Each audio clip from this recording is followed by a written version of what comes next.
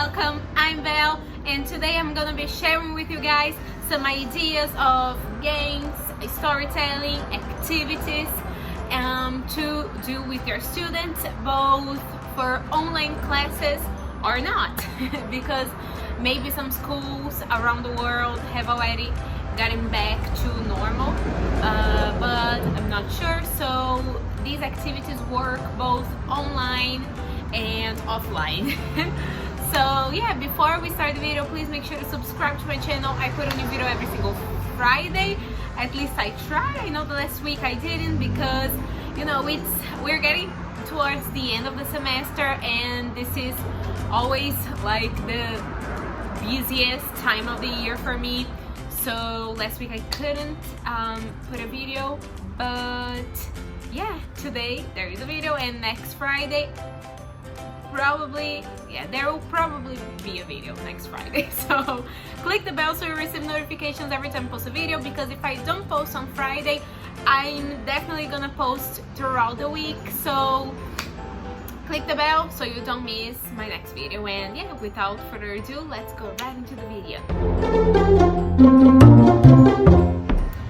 I was making a list this morning with the activities that I wanted to share with you guys, and I realized that I have so many activities because I've been doing this for a decade, and I've been doing presentations for a long time, obviously, and I realized that I have a lot of activities to share. So if you guys like this video, I hope you do. Please give this video a thumbs up and share in the comments below if you would like to see a part 2, because there is definitely material for a part 2, because I don't want to make this video too long. But yeah, I guess this intro is already too long. So activity number 1 is bingo.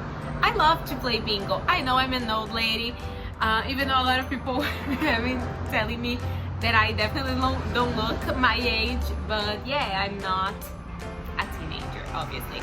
I know that I look younger than I actually am, but I'm not.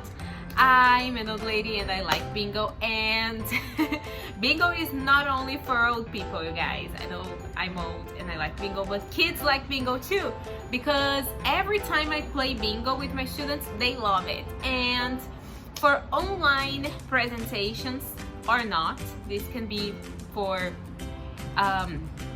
offline presentations too, if your school is open where you live. I know that in some places in the world the schools are reopening, so if where you live the school is open, you can also do this in your school, but if it's not, you can do this online for sure.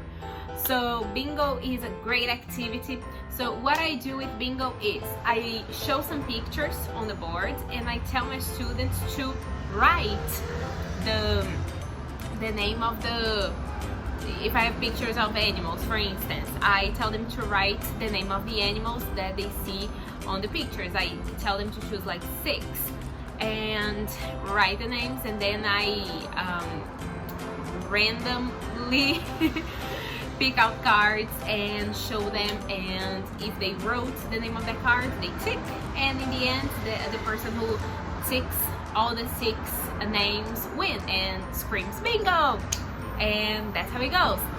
I do that because for kids it's really important to train, to practice their spelling. So this is really fun because they actually win. I mean, it's a game. If there is a game aspect to an activity, especially in the presentation, this is really great, and I love doing this. So yeah, bingo is a great one. Also, something that I always do, like this, I've always done this in presentations, is to have an interview between child and parent. I always do this. I don't think there has ever been a presentation that I haven't done this. This is something that's really important for me, because usually in presentations the children are talking and the parents are just looking, okay, sometimes they're like going through their text messages, and I'm like, no, pay attention. So this is a great way to to have the parents actually paying attention to their kids. I know this sounds awful. I just realized that as I was saying, but it's true, at least in my opinion. So I try to have an interview. So what I do is I put the questions on the board or on a piece of paper, and I tell them to ask their parents, but there is a catch. The question is incomplete. They have to complete the question. So for example, this morning I actually had a presentation, the last presentation of the semester where I work. So there was a question on the board, for example, age and question mark, and then the students had to ask their parents, how old are you? So there is like a word that will help them make the question, but they have to, and then they have to come up with a question. So this is really fun. Also, I like to put pictures like, is there, and then I put pictures of places under the beginning of the question, like, is there a ... and then like a bunch of questions, and in the end, in your neighborhood, and they have to ask their parents, is there a park in your neighborhood? Is there a bakery in your neighborhood? And then the parents have to answer the questions. So that's something that I've always done, always. The questions vary depending on the level of the child. If it's like a really small child, the questions will definitely be, how old are you, and do you have a dog? Or what's your favorite color, something like that.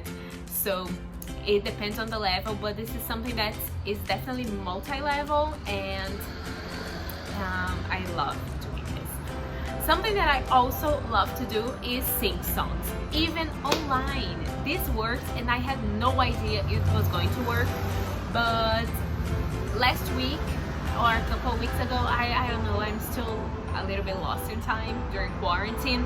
Who isn't, right? So a couple weeks ago, I think it was a couple weeks ago, I was having a presentation with my 8-year-old, and I was like, okay, I love this group, this is a great group. I think I'm just gonna try it out.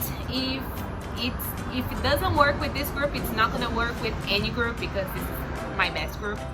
So I decided to practice a song, and they sang to their parents, and I had a bunch of parents coming up to me and saying, oh, actually they had sung that song before the presentation. So I guess they were excited about it. So yeah, that was something really nice, because I know that with quarantine and online lessons, there is a lot of insecurities that comes with it. So this was definitely something nice to hear. So I was like, I'm gonna share this with my internet friends, because I know there is a bunch of teachers that watch my videos. So I'm like, I have to share this, because I know I obviously have a lot of insecurities when it comes to teaching online too. So I tried it out, and it was amazing. It worked really well. So yeah, that's a great activity too. Another activity that I like to do during presentation day is a simple Simon Says game. So if you don't know this game, it's really simple. I think everybody knows, but if you don't know this, it's kind of like this. You have to practice with them a lot of movements like jump, turn around, swim, ride a bike. I don't know, I try to make a lot of movements during this. Clap your hands, run, walk. So I practice this with them, and then on the presentation I play. First it's my turn. First I say, okay, now this is my turn, so listen, and if I say Simon Says, you do the movement. If I don't say Simon Says, you stop. So it's basically like this: Simon says, clap your hands. Simon says, run. Simon says, jump. Simon Says swim, clap your hands. I didn't say Simon Says, so they shouldn't clap their hands. So I do it like this, like for a couple of rounds, and then I say, okay, now it's your turn. You are going to tell your parents what to do, and they love it because I mean they're telling their parents what to do, even though it's just Simon Says. They get really excited about it, and it's awesome. I love to play Simon Says, both online or offline. I love Simon Says. I've done this in the school where I work as well, and it works every single time. At school or online, it works every single time. So you can't go wrong with Simon Says. It's awesome, and the parents love it. They have a lot of fun. I watch them in the camera, and they're like laughing and enjoying having fun with their kids. And this is really important, especially at a time like this, because this is no piece of cake.